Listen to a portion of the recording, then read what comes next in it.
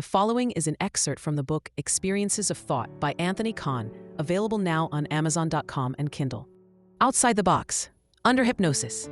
When in the last section we gazed at our computer screen, absorbed by the vibrant world of our computer game, what happened to our perception of the real world around us? It takes its place in the background of our mind as our eyes become our characters' eyes and our ears become our characters' ears. The same thing happens when you watch a good movie.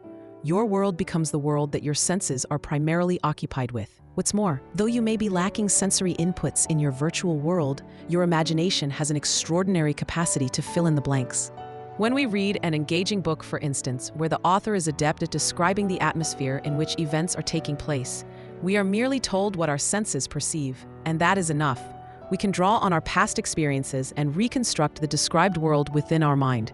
Sensory inputs inform us of our environment, and the mind does the rest. Whether we are told of our environment verbally or in writing, see and hear it from a computer screen, or experience it direct from nature itself, our world is dictated to us. But it is not enough that the information is merely collected by our senses. Suppose that we use our sense of sight to casually take in a beautiful view. A lens of your eye collects and focuses the light from every object within the eye's field of view and projects the form of each onto your retina. But do you see every object? It really depends on where you focus your attention. Perhaps you were gazing out over the sea and a particularly large ship caught your interest.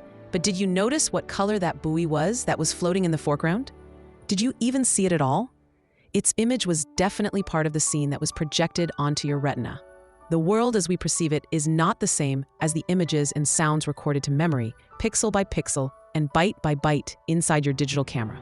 There is a filter that lies between our senses and our experience, and that filter takes its form from the focus of the mind. So what happens when our mind's focus is greatly narrowed and all the surplus data from our senses is ignored? It is as though the mind were a kind of colander, and all that lies beyond its focus simply passes straight through.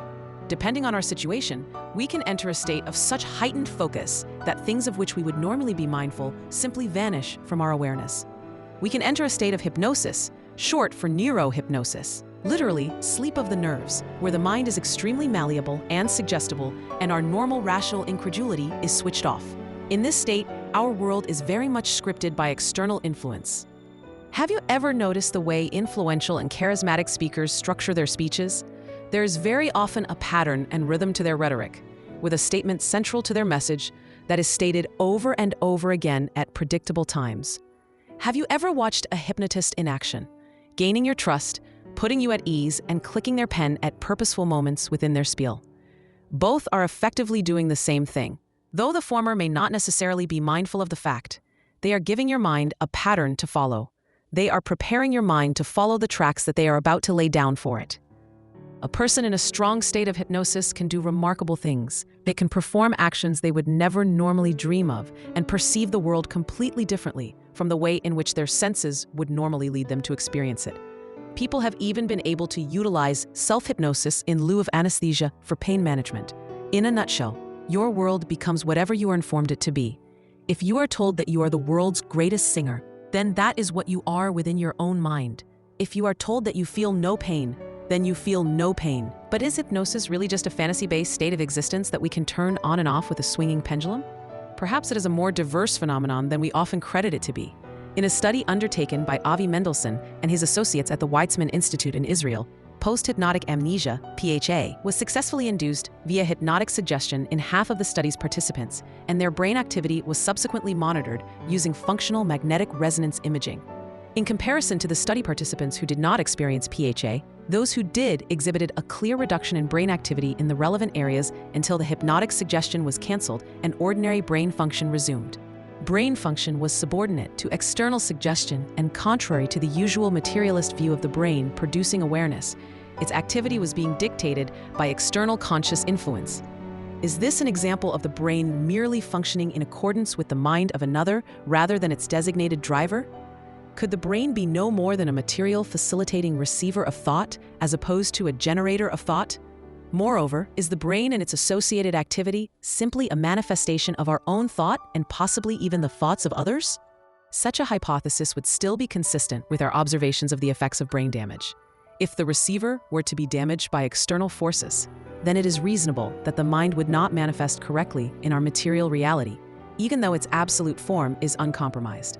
The aforementioned study was in fact particularly geared toward better understanding functional amnesia.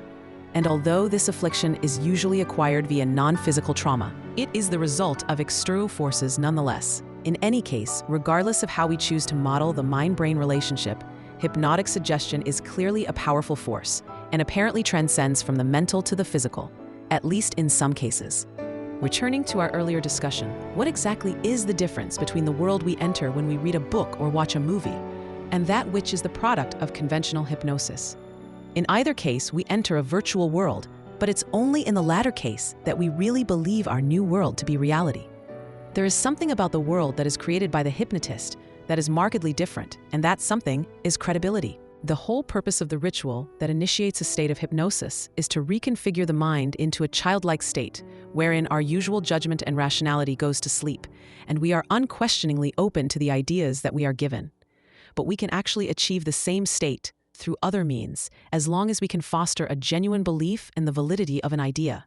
You need look no further than the bizarreness we refer to as placebo for a good example. Placebo and its opposite, nocebo, are frequently referenced in dismissive tones as mere obstacles to the establishment of meaningful remedies for whatever ails you. Medical trials must frequently be conducted that include a placebo group to weed out any positive effects that are not attributed to the chemical concoction being tested, but rather are attributable to the suggestibility of the mind. If a clever-looking doctor in a white lab coat tells you that you are about to swallow a new wonder drug, then as far as you are concerned, good things are about to happen inside you. It doesn't matter that you are swallowing a sugar pill if your mind has decided that it is unquestionably the cure you have been waiting for. But perhaps if you're the doubting Thomas type, it will be much less effective. But why should placebo exist at all in such a sensible, material world? Why should the way you think reality is have any bearing on the objective and independent real world? Why is it that your faith alone can apparently heal you? Again, let us return to the idea that perhaps, just perhaps, you are not really at the deepest level a biological machine going about its business within an infinitely larger world of particles and physical processes. Suppose that fundamentally you are actually the sum of your thoughts, and that your universe is likewise the sum of your thoughts. All of those particles and processes break down into experiences, which we in turn have come to model with our physical laws. Within this framework, we can make sense of such phenomena as placebo and hypnosis intrinsically, because the universe becomes much more subjective and tailored to us individually. But why the persistence of that decidedly objective reality that we all agree on and experience as the real world? Materialism is a model, and a very successful one, in that it can foreseeably answer in time just about any question that we could throw at it. It is the model we all instinctively build ourselves from birth, and the undeniable domain of empirical investigation, which has naturally led it to become the favored model of science. It is just plain common sense, really. But there is a problem, a very large problem, the very same that David Chalmers framed as the hard problem of consciousness.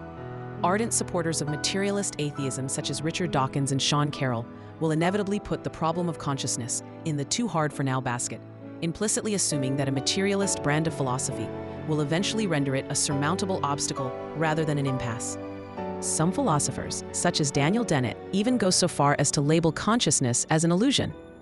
But try and define what is real if consciousness itself is an illusion, especially given that all that exists is only ever consciousness as far as the conscious being is concerned. You might as well just repurpose the word illusion to mean its opposite, for if consciousness is defined as illusion, then so must everything else be in turn. It must again be stressed that experience is distinct from the electrical activity in the brain with which it is correlated.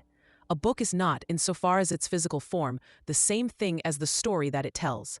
Why are so many completely sold on the idea that the mind which perceives that, which we model as the material universe, is actually just a tiny chunk of material itself? What attribute of material particles and their associated processes sums to give us experience, something so all-encompassing and in no apparent way physical?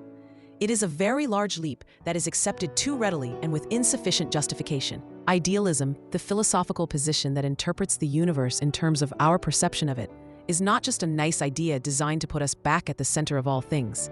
It's an alternative framework that enjoys support among many philosophers as it answers fundamental questions that pure materialism arguably cannot. In this chapter, we have been formulating our own model of reality along the lines of idealist philosophy.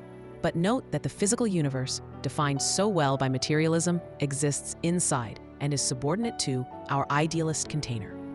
The world that we inhabit, the life that we live, is all a part of our state of being.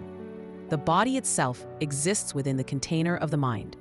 All that we know exists within the container of the mind. Our world is informed by suggestion, but if we are to really believe that our world is real, then the source of suggestion must be highly credible to us. In our waking, real-life world, it is our senses that inform us, and it has been this way since birth.